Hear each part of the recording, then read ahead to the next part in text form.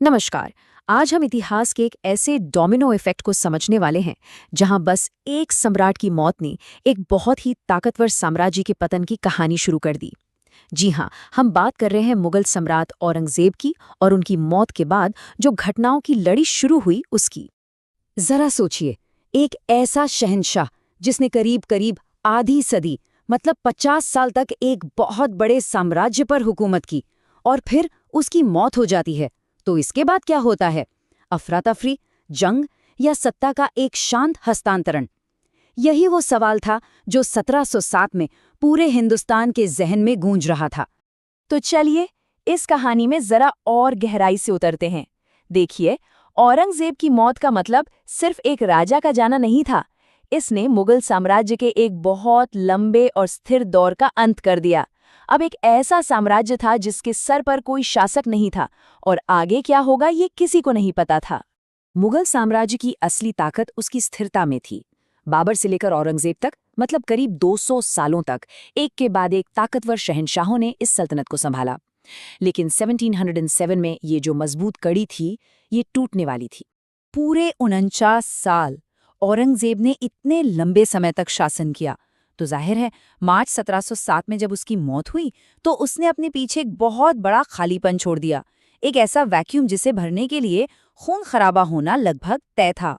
तो बस औरंगजेब के जाने के साथ ही समझिए पहला डोमिनो गिर गया। मुगल परंपरा में कोई साफ साफ नियम था ही नहीं कि अगला बादशाह कौन बनेगा। इसका मतलब ये था कि सिंहासन के लिए जंग होगी, ये सिर्फ एक संभावना नहीं थी बल्कि पक्की बात थी। और इस सत्ता के खेल के बिल्कुल सेंटर में थे औरंगजेब के 3 बेटे। तीनों ही बड़े महत्वाकांक्षी थे और तीनों का यही मानना था कि सिंहासन पर हक तो बस उन्हीं का है। तो जिस वक्त औरंगजेब की मौत हुई, उसके तीनों बेटे साम्राज्य के अलग अलग कोनों में तैनात थे। जो सबसे बड़े थे, मुअज्जम, वो थे काबुल में। आजम बैठा था अहमदनगर में और काम बख्श था बीजापुर में। ये सिर्फ शहरों के नाम नहीं थे, बल्कि ये उनकी स्ट्रेटेजिक पोजीशंस थीं। और उनकी यही तैनाती एक दिलचस्प रेस की वजह बनी। रेस थी शाही राजधानी आगरा तक पहुंचने की। जो कोई भी आगरा पर सबसे पहले कब्जा कर लेता, उसका सिंहासन पर दावा सबसे मजबूत हो जाता। और बस यहीं से भाइयों के बीच टकराव की जमीन तैयार हो गई। और ये टकराव हमें ले जाता है कहानी के सबसे ड्रामेटिक मोड़ पर, जजाओं की लड़ाई। ये वो निर्णायक जंग थी जो ये तय करने वाली थी कि अगला मुगल बादशाह कौन बनेगा।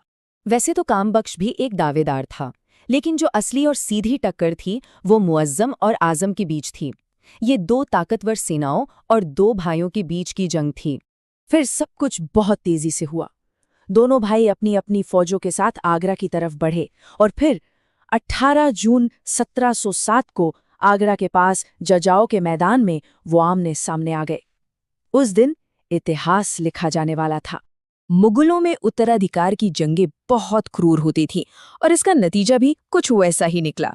जब लड़ाई की धूल छंटी तो आजम हार चुका था और मारा जा चुका था।